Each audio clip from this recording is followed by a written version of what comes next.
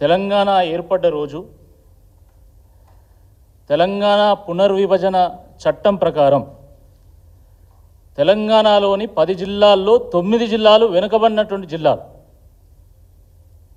స్వయంగా కేంద్ర ప్రభుత్వం గుర్తించింది. ఈ 9 వెనుకబడిన జిల్లాలకు కూడా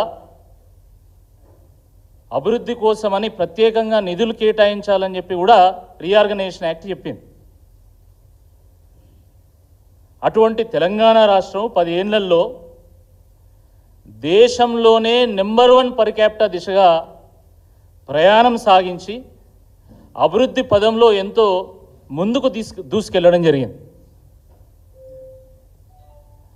కానీ దురదృష్టకరమైనటువంటి విషయం ఏంటంటే అదే తెలంగాణ ఈరోజు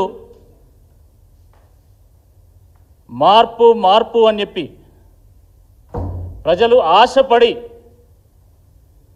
కాంగ్రెస్ పార్టీకి అప్పచెప్తే కాంగ్రెస్ వాళ్ళు పీకి పందిరేసిండ్రు, మొత్తం ఇప్పి కుప్పబెట్టిన రాష్ట్రాన్ని.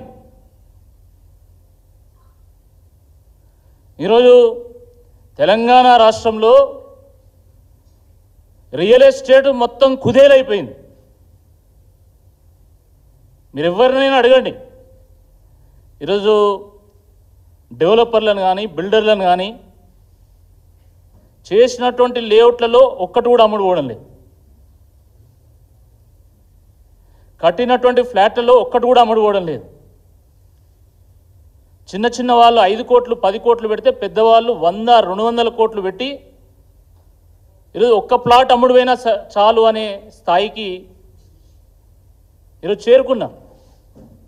అంత దయనీయమైనటువంటి ఒక పరిస్థితుల్లో ఈరోజు రియల్ ఎస్టేట్ రంగం ఉన్నది. ఇది వాస్తవమా కాదా ఒకసారి మీరు ఆలోచించండి. ఎక్కడికి పోయినా హైదరాబాద్లో ఈరోజు టూలెట్లు దర్శనమిస్తూ ఉన్నాయి. నేను మొన్న గచ్చిబౌలి చౌరస్తాకు పోయినా. గచ్చిబౌలి చౌరస్తాకు పోతే అక్కడ పాత బిల్డింగ్లకు కొత్త బిల్డింగ్లకు టూలెట్ బోర్డులు పెట్టింది. చాలా చోట్ల ఇదే పరిస్థితి. కాజాగూడలో సాయి ఐశ్వర్య రెసిడెన్సీ ఒక రెసిడెన్సీ ఉంది. అక్కడ ఒక అపార్ట్మెంట్ ఉంటే 8 ఫ్లాట్లుంటే 3 టూలెట్ బోర్డులు పెట్టాం. సాధారణంగా హైదరాబాద్లో ఇల్లు కావాలంటే నెల రోజులు తిరగాలి, కానీ ఈరోజు ఎక్కడికి పోయినా కూడా టూలెట్ బోర్డులు దర్శనమిస్తూ ఉన్నాయి. ఇది వాస్తవమా కాదా ఒక్కసారి ఆలోచించండి. రియల్ ఎస్టేట్ అంటే ఇదేదో కేవలం వ్యాపారానికి సంబంధించినటువంటి అంశం కాదు. ఇది ఎన్నో వ్యాపారాలు రియల్ ఎస్టేట్తోని కన్స్ట్రక్షన్తో ముడిపడినటువంటి కొన్ని లక్షల మంది ఉపాధి పొందుతున్నటువంటి ఒక సెక్టర్ ఇది.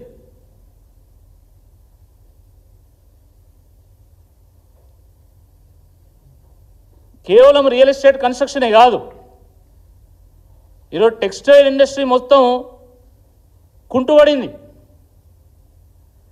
క్లాత్ షోరూమ్లు పెట్టుకున్నటువంటి వాళ్ళని అడగండి, మాల్స్ వాళ్ళని అడగండి, మొత్తం సేల్స్ పడిపోయినాయి, తలలు పట్టుకుంటున్నారు. హాస్పిటాలిటీ ఇండస్ట్రీ అదే పరిస్థితి. హోటల్స్ పెట్టుకున్నటువంటి వాళ్ళని అడగండి, రెస్టారెంట్లు పెట్టుకున్నటువంటి వాళ్ళని అడగండి, బార్లు పెట్టుకున్నటువంటి వాళ్ళని అడగండి. గతంలో రోజుకు 50,000 కౌంటర్ అయితే ఈరోజు 30,000 కౌంటర్ అయ్యేటువంటి పరిస్థితి కూడా లేదు. టూరిజం ఇండస్ట్రీ కుదేలవుతూ ఉన్నది. మార్కెట్లో ఈరోజు మనీ సర్క్యులేషన్ లేదు, రొటేషన్ లేదు, ఎక్కడ ఇన్వెస్ట్మెంట్స్ అక్కడ ఆగిపోయినాయి. ఇది వాస్తవమా కాదు ఒక్కసారి మీరు ఆలోచించండి. దాని ఫలితంగా ప్రభుత్వము ఈరోజు గ్రామ పంచాయతీ సిబ్బందికి 9 నెలల నుండి ఇప్పటివరకు జీతం ఇవ్వాలి. 9 నెలలు అయింది. పారిశుద్ధ్యం పడకేసింది కంప్లీట్గా. గ్రామాలు మురికి కూపాలుగా తయారవుతూ ఉన్నాయి. కేవలం వాళ్ళకి జీతాలు చెల్లించకపోవడం కాదు, గ్రామ పంచాయతీ నిర్వహిస్తున్నటువంటి ట్రాక్టర్లకు కనీసం డీజిల్ డబ్బులు ఇచ్చేటువంటి పరిస్థితి కూడా లేదు. డీజిల్కి డబ్బులు లేవు. ఎక్కడన్నా చిన్నగా పైపు లీకేజ్ అయితే దాన్ని సరి చేయడానికి కూడా డబ్బులు లేవు. బ్లీచింగ్ పౌడర్కు డబ్బులు లేవు. విద్యుత్ దీపాలు కొత్తవి పెడదామంటే పెట్టలేనటువంటి పరిస్థితి గ్రామాలలో. 2500 కోట్ల రూపాయలు ఈరోజు గ్రామ పంచాయతీలకు ప్రభుత్వం ఇవ్వాలి, కానీ ఇప్పటివరకు రూపాయి ఇవ్వలే. 1500 కోట్ల రూపాయలు ఉపాధి హామీ నుండి బకాయి పడ్డది ప్రభుత్వం, ఇప్పటికి రూపాయి ఇవ్వలే. ఎస్సీ ఎస్టీ హాస్టల్స్లో ఈరోజు అవుట్ సోర్సింగ్ ఉద్యోగస్తులకు ఇప్పటివరకు జీతాలు చెల్లించడం లేదు. గవర్నమెంట్ జూనియర్ కళాశాలల్లో డిగ్రీ కళాశాలల్లో అవుట్ సోర్సింగ్ ఎంప్లాయీస్కి ఇప్పటివరకు రూపాయి చెల్లించలే.